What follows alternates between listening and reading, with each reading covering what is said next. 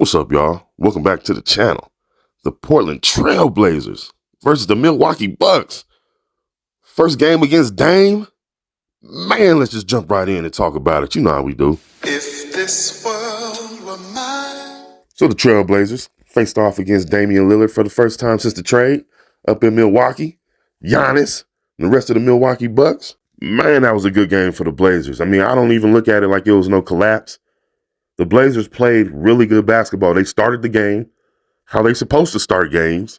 Focus, effort, awareness, energy. That's how you start a game. They did a good job of that against the Milwaukee Bucks. It set the tone early. Malcolm Brogdon, Shaedon Sharpe did a really good job of setting the tone early from the backcourt position. Jeremy Grant and DeAndre Ayton carried it along beautifully. You couldn't ask for more from the way that those starters started the game and the way that the bench came in, mainly Scoot, and kept attacking, kept the pressure on Damian Lillard and the Bucks, kept the pressure on there. Scoot played well. Once again, great adjustment by Coach Billups, bringing Scoot off that bench. I still think it was a great job starting Scoot early in the season. Scoot may have needed that to understand what is needed for him to succeed in this league. I think he's figured it out. I think he'll be okay. I think he's getting himself back up to that position to where he can be able to start again. We'll see. Because remember I said the best version of Scoop for the Trailblazers is the version that's a tone setter. It's a version that's a playmaker.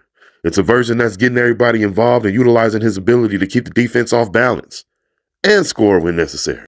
You know, but when you got Shaedon Sharpe doing what Shaedon Sharpe does, who played a really good game this game, utilizing his focus, staying aware, staying locked in, not allowing himself to be nonchalant and just let the ball bounce by him or anything like that. Shaedon Sharpe did a really good job. Once again, he might not have to score 30 points, but Shaedon Sharpe can have a large impact doing what he does, as long as he stays locked in. Shaedon did a great job of that. I already mentioned Malcolm Brogdon. I told you Kamara just needs to shoot with a little more confidence. He's starting to do that. I told you when DeAndre Ayton first came to the Portland Trailblazers that the best version of DeAndre Ayton for the Trailblazers is a DeAndre Ayton that's owning and mastering the elbow, the free throw, and the elbows. And he's doing that. He's knocking down those 15-foot, 14-foot jump shots like it's nothing. That's part of his game.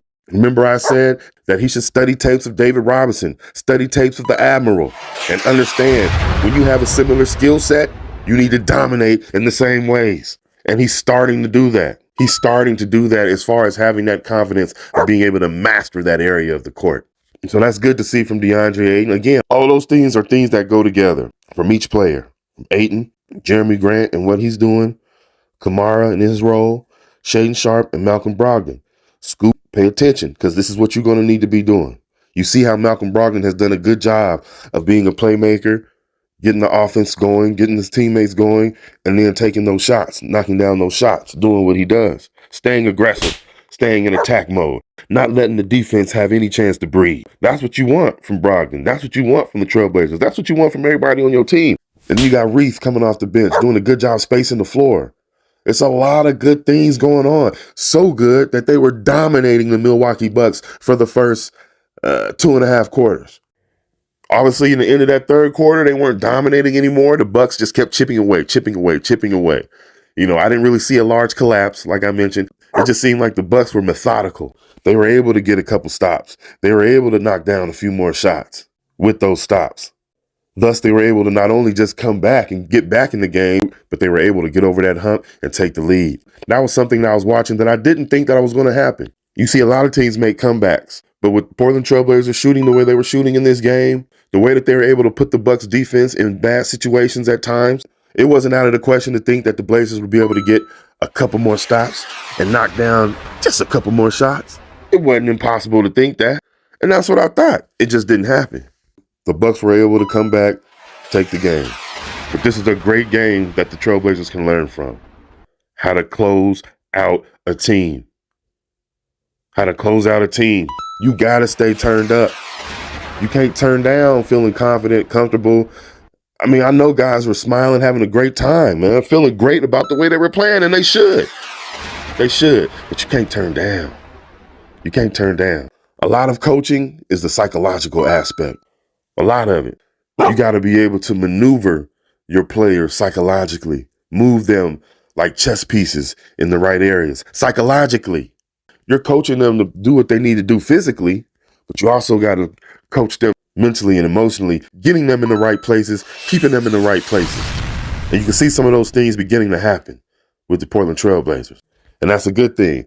That's why I can stay positive about a loss like this. That's why I can look at a 40-point loss to the Oklahoma City Thunder and smile about it and not be pissed. I'm more upset about this loss because they played so well and they deserved to win this game, but they were in fully control of it. You have to get those stops needed. You have to knock down a couple more shots.